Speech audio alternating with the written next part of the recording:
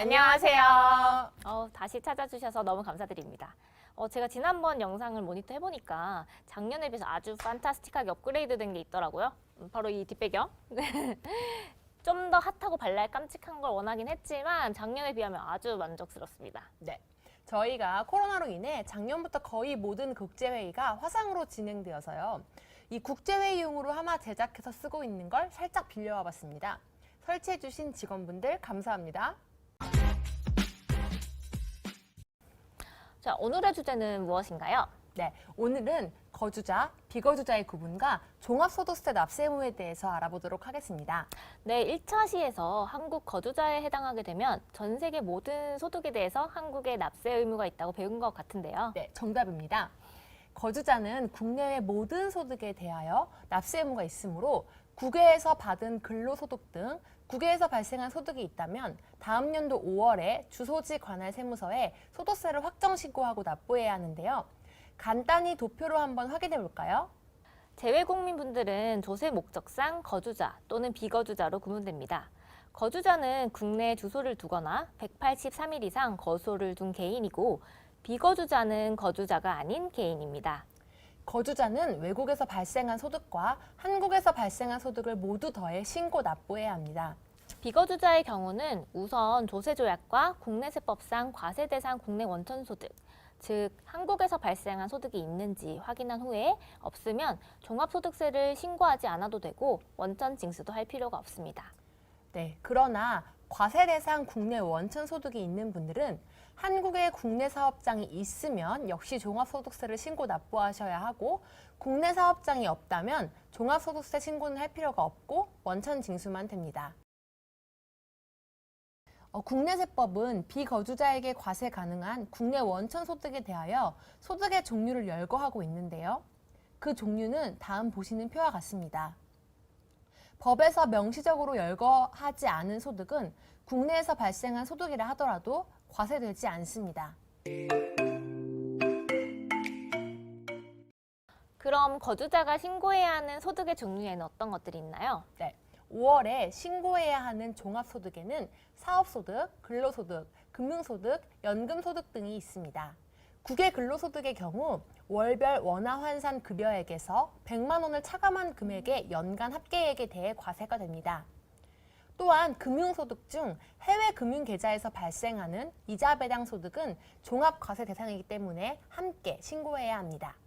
따라서 일반 국내 계좌에 적용되는 14%의 세율이 아니라 본인의 소득세 적용 구간에 따라 세율도 정해집니다. 참고로 거주자가 보유하고 있는 해외 금융계좌 잔액의 합이 해당 연도 매월 말일 중 하루라도 5억을 초과하는 경우 그 금융계좌의 정보를 다음 연도 6월 중에 신고해야 합니다. 해외 금융계좌는 현금, 주식, 펀드, 보험 등 계좌의 형태로 보유하고 있는 모든 자산을 말합니다. 또한 2020년 세법 개정에 따라 특정 금융정보법상 가상자산이나 이와 유사한 자산의 거래를 위해 해외 가상자산 사업자 등이 개설한 계좌는 2022년 1월 1일 이후 신고 의무가 발생하는 분부터 신고 대상에 포함되는데요. 따라서 2023년 6월 최초 신고하시면 됩니다. 그럼 국내에 부동산 임대소득이 따로 있으신 분도 종합소득세를 신고하셔야 하는 거죠? 네, 맞습니다. 부동산 임대소득은 소득세법상 사업소득에 해당하며 상가 임대소득과 수입금액 2천만 원 초과 주택 임대소득은 다른 소득과 합산하여 종합과세됩니다.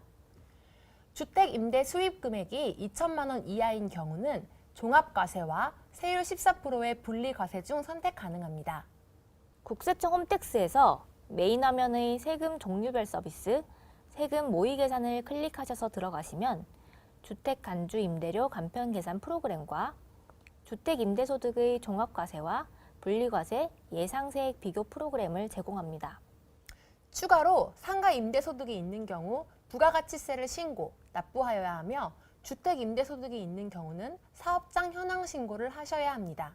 사업장 현황 신고를 하지 않으셔도 가산세는 없지만 국세청에서는 사업장 현황 신고 자료를 바탕으로 5월 종합소득세 신고 시 모두 채움, 미리 채움 등의 서비스를 제공하고 있으므로 사업장 현황 신고를 하셔야지 종합소득세 신고를 간편하게 하실 수 있습니다. 해외 부동산과 세금에 관해서는 다음 영상에서 자세히 다뤄보도록 하겠습니다.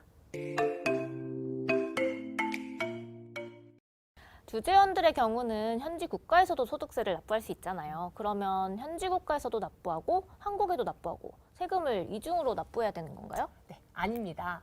근무하는 국가에서 납부한 세금이 있는 경우는 외국 납부 세액공제를 받는 방식으로 세금을 빼주고 있습니다. 그러면 저희 연말정산 때 받는 공제 항목 있잖아요. 의료비, 신용카드, 교육비 공제 같은 거요. 혹시 해외 주재원 분들이 현지 국가에서 지급한 비용에 대해서도 공제가 되나요? 이건 항목별로 좀 다르긴 한데요. 주재원이 현지 국가에서 지급한 보장성 보험료, 의료비, 신용카드 사용액, 주택자금, 기부금, 월세액의 경우는 공제가 되지 않습니다. 다만 교육비의 경우 본인의 대학원 학비, 자녀의 유치원, 초중고, 대학교 학비는 일정 한도 내에서 공제됩니다. 잘 알겠습니다. 외국에서 근무하고 있는 친구들에게 잘 알려줄게요. 종합소득세는 국세청 홈택스에서 신고할 수 있고요. 신고 납부, 종합소득세 신고를 클릭하고 근로소득만 있는 경우 근로소득자 신고서를, 근로소득 외에 부동산 임대소득, 금융소득 등도 있으신 경우에는 일반 신고서를 작성하시면 됩니다. 자세한 신고 방법은 국세청 홈페이지에서 확인하실 수 있는데요. 국세청 홈페이지, 국세 신고 안내, 개인 신고 안내, 종합소득세를 클릭하시면 참고 자료실에 전자신고 매뉴얼이, 동영상 자료실에는 전자신고 따라하기 동영상이 올라와 있습니다. 오, 이번 차시는 완전 뭔가 좀 더 알찼던 것 같아요. 완전 쉴 틈 없이 몰아치는 강의였습니다. 간단히 정리해보자면 한국 거주자는 전 세계 소득에 대한 종합소득세 신고 납부 의무가 있고, 따라서 국외 근로소득 외에 금융소득, 부동산 임대소득 등이 있으면 함께 꼭 신고해야 된다는 거죠? 네, 맞습니다. 핵심 정리 감사합니다. 네, 저는 똑쟁이니까요. 그거 작년에 써먹었잖아요. 다른 거 없어요? 죄송해요. 다른 거 없어요. 다음에 준비해 오세요. 네. 그럼 다음 영상에서 다시 뵙겠습니다. 안녕.